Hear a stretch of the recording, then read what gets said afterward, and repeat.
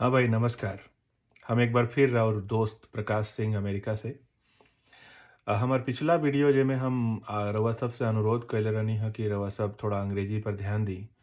वो वीडियो के अतना ज़्यादा प्यार देवे खातिर हमरा के अतना कॉन्टैक्ट अतना जौन लोग रउआ लोग जौन कॉन्टैक्ट कइनी ह, चाहे हमरा के जौन अतना कमेंट करके हमरा के आपन जौन स्नेह और प्यार जौन रउआ लोग देनी ह, ओकरा खातिर बहुत बहुत बहुत धन्यवाद। इहे सब प्यार और स्नेह देखे के बाद हमनी के मन करेला कि काहे ना अपन कम्युनिटी खातिर और काम करल जाओ। काहे कि रउआ लोग के स्नेह मिलेला तो हमनी के अंदर से बल मिलेला। तो उहे बात पर आज एगो नया हम चीज़ जौन बहुत दिन से दिमाग में रहे उ सोचत तनी कि काहे ना रउआ लोग के साथ हम शेयर करी और हम 3 मिनट के समय लेम, 3 से 4 मिनट ज़्यादा ना लेम। खाली हम बताएम कि का हम ऑब्ज़र्व कइनी ह और रउआ लोग ओमे का कर सकतानी इ त रउआ लोग के खुदे करे के होई।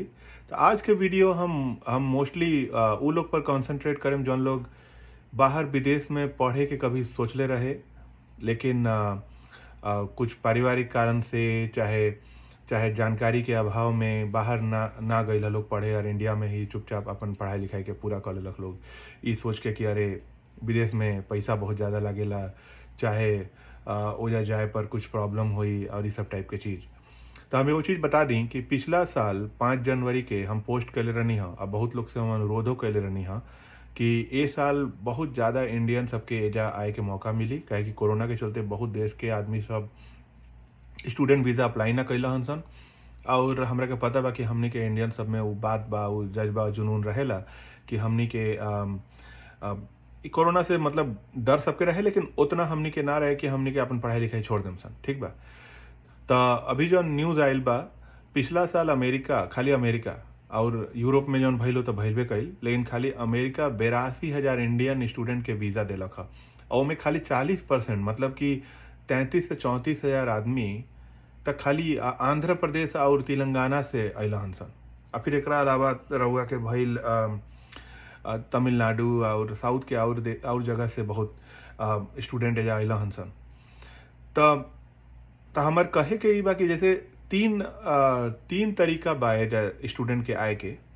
एगो त भइल कि तू पढ़ाई लिखाई कर, पूरा मेहनत कर और तहरा के अच्छा कॉलेज में तू अप्लाई कर, तहरा अच्छा मार्क्स आइल और तहरा इंटरव्यू अच्छा से होई और तहरा के स्कॉलरशिप मिली और तू आजा और स्कॉलरशिप जितना मिलल मिलल और बाकी पैसा बाबूजी देले चाहे घर से मिलल और तू अपन फीस द और एजा रह। दोसर तरीका बा कि तहरा लगे अथाह पैसा बा और एजा तहर कॉन्टैक्ट बा, कौनो न कौनो एजा रहेला, त उ तहरा के बुला लेलक कि आव ई फलाना कॉलेज में आके पढ़ाई कर, अतना फीस लागी, तू ओजा से अपन पैसा लेके अइला घर बेच के चाहे कुछो करके एजा पढ़ाई लिखाई कइला और सेटल हो गइला। एगो और तीसरा तरीका बा उ लोग खातिर जौन लोग खाली ई सोचेला कि यार हमरा लगे त पैसा नइखे, हम कैसे जाई? लेकिन ओकरा बावजूद आज 34,000 आदमी आंध्र प्रदेश से कैसे आ गइल एजा?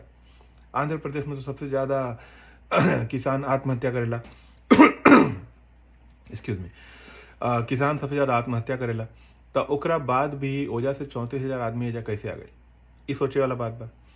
त जैसे हमरो एगो छोटा-सा हॉस्टल बा, त ओमे आंध्रा के दूगो स्टूडेंट आइल रहलन सन पिछले साल। त हम जब लोगों से बात करेनी, चाहे अपना भोजपुरिया समाज में जब हम लोग से बात करनी है कि भाई का बात बा कि तू तू लोग के अगर बाहर पढ़े के मन बा, अगर मन बा, हम नइखे बोलत कि तू बाहरे पढ़, तारा के इंडिया में पढ़े के मन बा बहुत अच्छा बात बा, लेकिन अगर तारा के बाहर पढ़े के मन बा, त अइसन कौन चीज़ बा जौन तारा के रोकता? त उहे होखेला कि हमरा लगे ओतना पैसा नइखे कि हम दे दी, हमार नौकरी अभी बहुत ज़रूरी बा।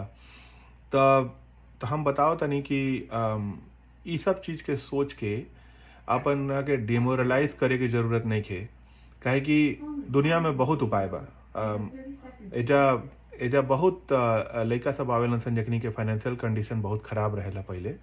ओकरा बावजूद एजा आके पढ़ के और आपन ज़िंदगी के आगे सुधार लेवेलन सन। जैसे हम एगो एग्ज़ाम्पल देतनी कि कुछ स्टूडेंट मतलब कुछ ना बहुत स्टूडेंट इंडिया से जैसे आएलन सन त कौनो भी सस्ता कॉलेज में अगर ओकनी के लगे ऑलरेडी 4 साल के डिग्री बा, त एजा का होखेला कि कुछ-कुछ कॉलेज अइसन बा जौन पहिला दिन से ही रउआ लोग के नौकरी करे के अनुमति दे दी स्टूडेंट वीज़ा पर।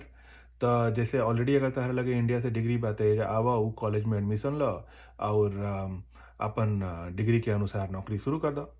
अगर फिर भी अइसन भइल कि ना अभी कोनो अइसन डिग्री भी नइखे कि एजा कुछ मिली, त एजा काम मिल जाएला। त बहुत स्टूडेंट सब का करेलन सन कि कहीं सस्ता कोनो दुकान-उकान में काम पकड़ लेवेलन सन।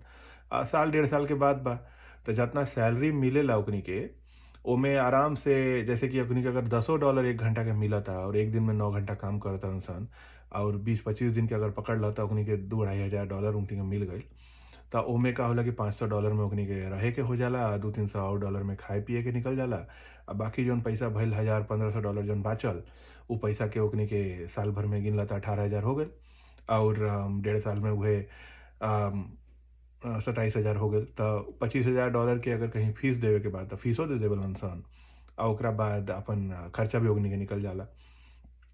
त कुछ दिन के दिक्कत होखेला ओकनी के, लेकिन फाइनली ओकरा बाद ओकनी के सेट हो जाएलन सन, कहीं नौकरी करके आपन पैसा कमाए लागेलन सन। अम, एजा आवे खातिर हो सकेला कि ओकनी के कहीं पैसा दिखावे के पड़त होई इंडिया से, अपन घर-ओर से चाहे कोनो रिलेटिव से ओकरे बैंक स्टेटमेंट दिखा के तब काहे कि जब एडमिशन होखेला त तारा के दिखाए के पड़ेला कि तू फाइनेंशियली पैसा देवे में सक्षम बाड़ा। त उ दिखाए खातिर ओकनी के कुछ करत होखियन सन इंडिया में, उतना हमरा के अभी नइखे पता। लेकिन एजा आए के बाद उ खर्चा सब निकल जाला। अगर अगर रउआ लोग चाह लेम त खर्चा निकल जाई। त हमर बेसिकली इ वीडियो में कहे के इहे मन रहे कि अगर कोनो आदमी के बाहर पढ़े के मन बा और तहरा के लागता कि फाइनेंशियली तू सक्षम नइख, त दुनिया में बहुत उपाय बा।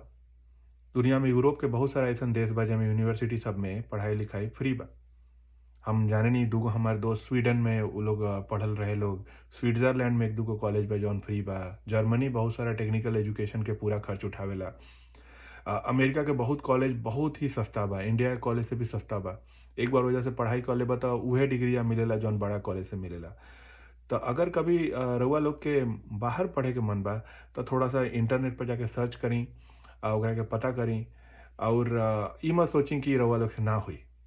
अगर उ भारत के कोनो और राज्य के लइका से हो सकेला त उ हमनी सबसे भी हो सकेला, काहे कि हमनी के त औरो ज़्यादा मेहनती होखेनी सन नु। दुनिया में कहीं भी अगर मजबूत लेबर के और मजबूत इंसान के ज़रूरत पड़ेला अगर इंडिया के अंदर त पहिले बिहारी के नाम आवेला, चाहे पहिले यूपी के आपन जौन भोजपुरिया भाई सब बाड़न सन ओकनी के नाम आवेला। त त हमनी के स्ट्रॉन्ग अंदर से हमनी के स्ट्रॉन्ग होखेली सन, हाँ। त इहे चीज़वा के यूज़ करी इ मत कभी सोची कि हमनी से ना होई, हमनी के विदेश नइखी जा सकत सन पढ़े। अगर अइसन कोनो मन बा त उपाय बहुत बा। थोड़ा सर्च करी, ओकरा बारे में सोची, कोनो दोस्त से पूछी एक बार जब रउआ लोग सर्च करे लागेम त अपने आप देखेम कि पूरा प्रकृति जौन बा नु उ रउआ के मदद करे लागी। ठीक बा? हमरो साथ इहे भइल रहे और हम देखले बानी केतना लोग के, ओकनी के साथ भी इहे भइल रहे।